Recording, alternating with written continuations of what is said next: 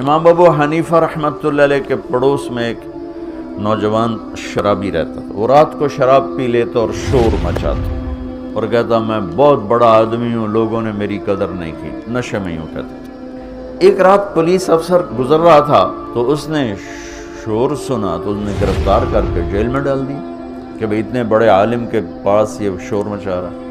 3-4 دن گزر گئے, اس کا شور سنائی نہیں دیا. تو امام صاحب کہنے لگے وہ ہمارا پڑوسی کہاں گیا؟ کہا جو تو پولیس پکڑ کے لے گئی. کیوں لے گئی؟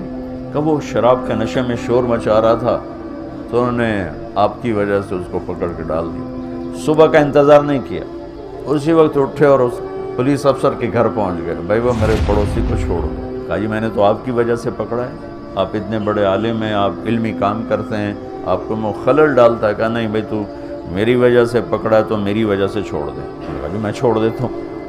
اس کو جیل سے نکال کر لائے.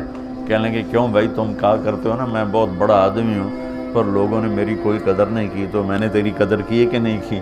کہ حضرت میری بھی آج کے بعد شراب سے توبہ, میں بھی آئندہ کبھی شراب نہیں پیوں گا. تو بھائیو ساری زندگی کو 3 چیزوں سے خوبصورت بنا دو, سچائی, دیانت, انصاف. تو اللہ تعالیٰ دنیا بھی بنا دے گا اور اللہ تعالیٰ آخرت بھی بنا دے گا.